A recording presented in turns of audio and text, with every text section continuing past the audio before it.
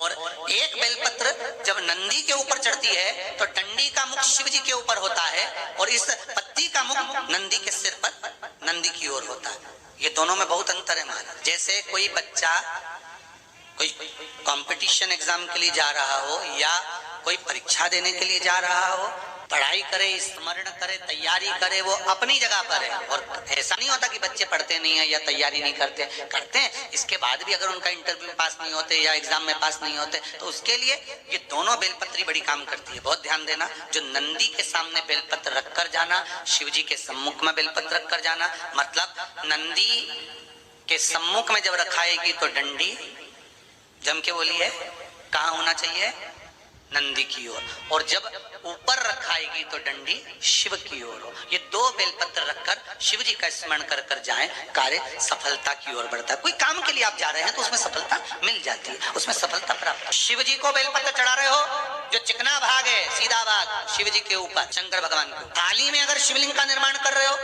पार्थिव शिवलिंग का निर्माण कर रहे हो, तो थाली में जब बेलपत्र रखोगे तो सीधी रखोगे, फिर उसके ऊपर शिवलिंग का निर्माण, अगर आप निर्माण करते हैं पार्थिव शिवलिंग का और बनाते हैं। अब एक नियम बड़ा विचित्र है, शंकर पर जल चढ़ाने का जो भाव वर्णित किया जाता है कि हम शंकर को मंदिर में जाकर जल चढ़ाते हैं तो खड़े खड़े चढ़ाएं कि बैठ कर चढ़ाएं। बहुत ध्यान देना साहब, शंकर में मंदिर में जाकर हम भगवान शंकर को जल चढ़ाएं तो खड़े होकर चढ़ाएं कि बैठ कर चढ़ाएं। अब दो तरह का शिवलिंग है, मंदिरों में दो तरह का शिवलिंग का निर्माण होता है, ठीक है। एक विष्णु शिवलिंग, एक शक्ति पार्वती शिवलिंग। बहुत ध्यान से सुनना, दो तरह का शिवलिंग मंदिरों में होता है, दो तरह का शिवलिंग मंदिरों में होता है, समझ लेना बहुत अच्छी तरह से। एक शिवलिंग वो होता है जो जमीन पर डायरेक्ट जलाधारी रहती है, शिवलिंग रहता है ऐसी जलाधारी पूरी की पूरी, और शिवलिंग जमीन पर रखा रहता है, डायरेक्ट जमीन पर। आप जल ले जाकर चढ़ाए, निकल गया रास्ते से। एक शिवलिंग जो जमीन पर डायरेक्ट शंकर भगवान की जलाधारी और शिवलिंग रखा रहता है, वो शक्ति शिवलिंग कहलाता है।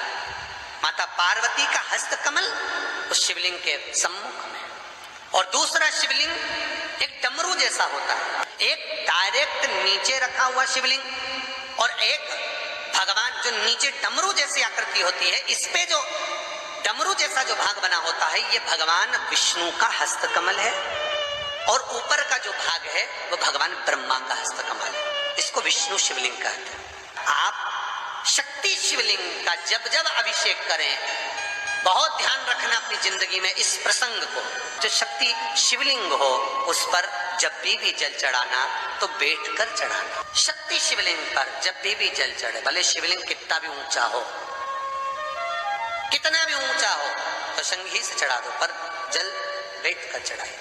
भले शिवलिंग कितना भी ऊंचा हो, पर अगर भूमि टच है, शिवलिंग अगर भूमि टच है, शक्ति शिवलिंग है, तो भले आधा शिवलिंग नहाए, आधे पर पानी जाए, पर बैठकर ही स्नान कराया जाता है।